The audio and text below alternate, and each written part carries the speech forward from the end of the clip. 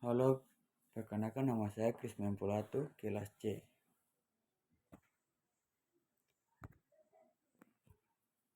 Materi yang saya dapat yaitu eklesiologi dalam tradisi ortodoks.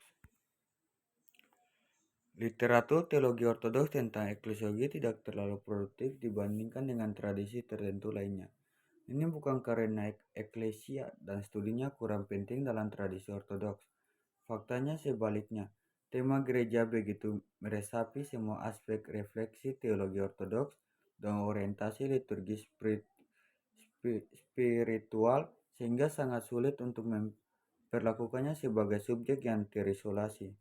Namun di zaman modern, terutama dalam kerangka gerakan ekumenis abad ke-20 dan situasi diaspora, di mana gereja-gereja ortodoks bertemu dalam jarak dekat dengan tradisi Kristen Barat, Katolik Roma, Anglikan, dan Protestan, upaya telah dilakukan oleh ortodoks para teolog untuk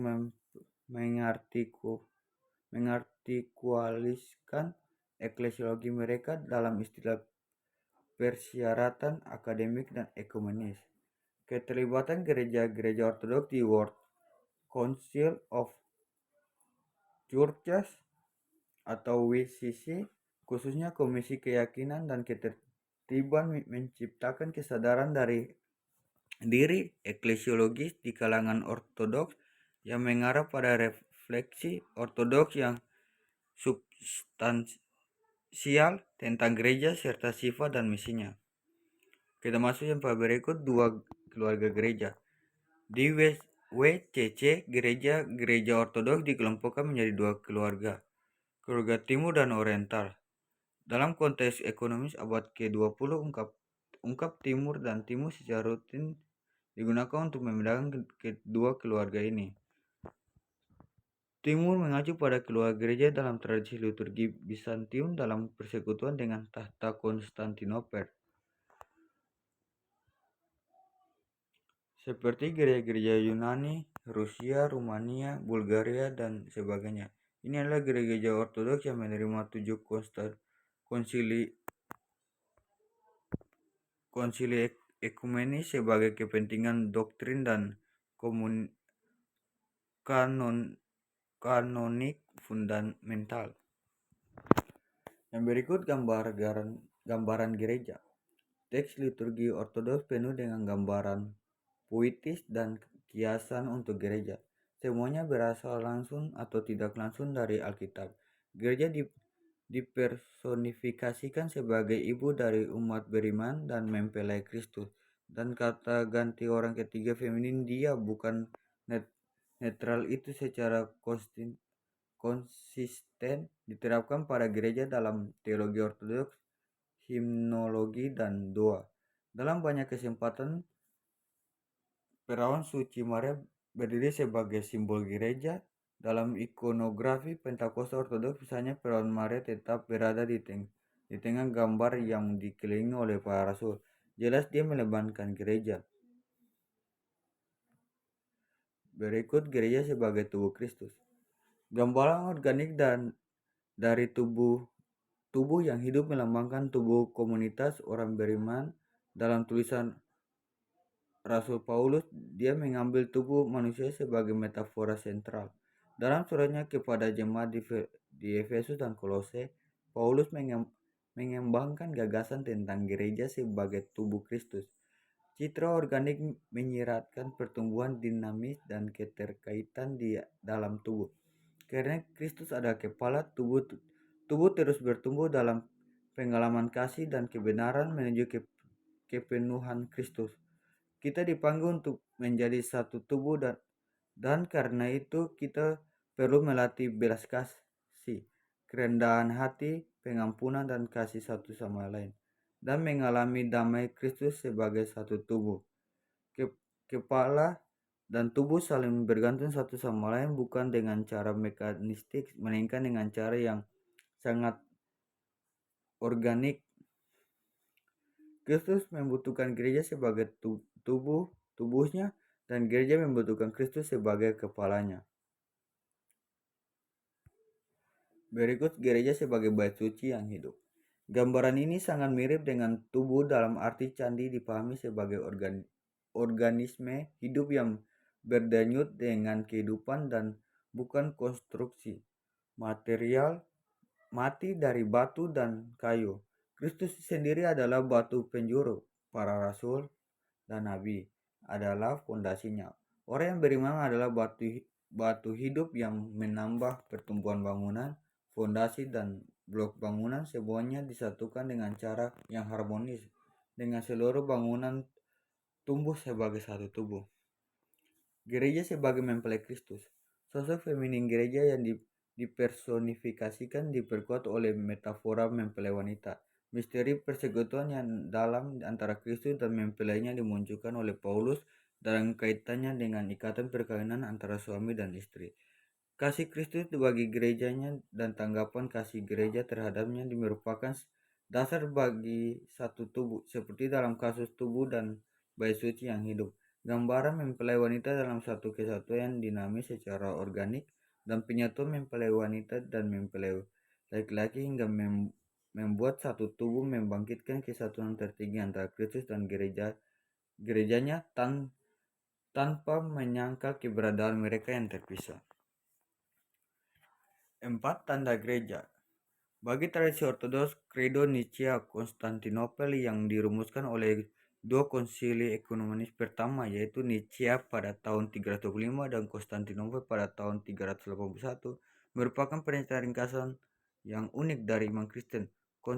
Konsensus patristik segera setelah perumusan Credo dan juga kemudian adalah bahwa tidak diperlukan lagi Credo atau pengakuan iman.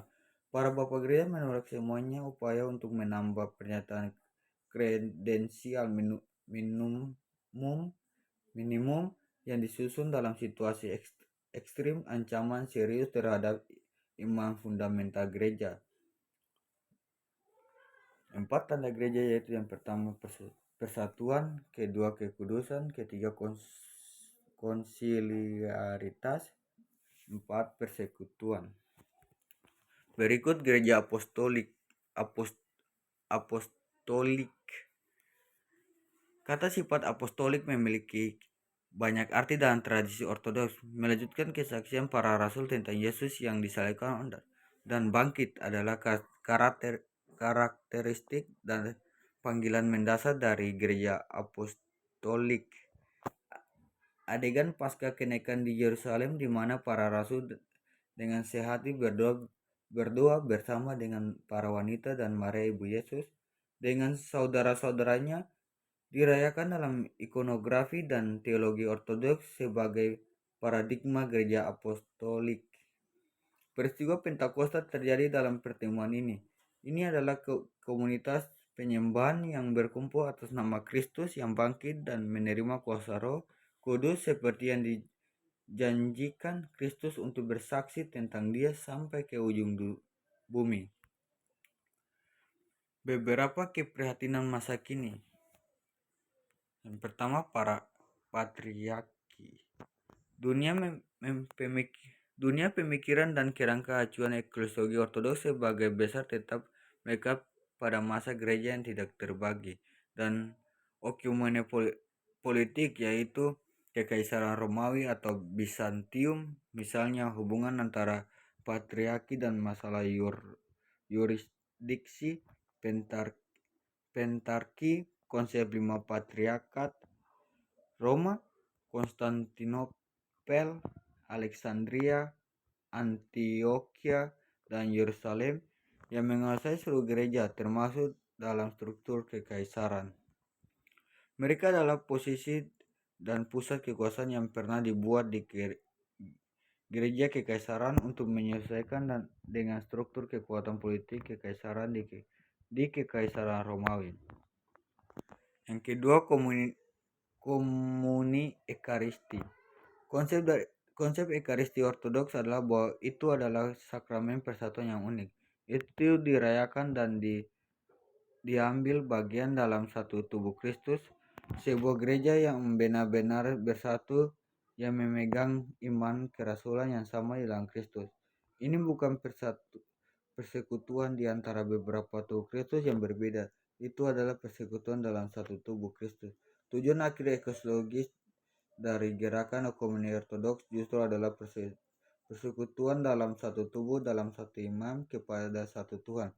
Oleh karena itu, para teolog Ortodoks pada umumnya tidak cenderung pada ungkapan-ungkapan seperti persekutuan sebagian atau persekutuan rohani, yang menurut Ortodoks mengecerkan keunikan, sentralitas, dan penampakan persekutuan dalam tubuh dan darah Kristus.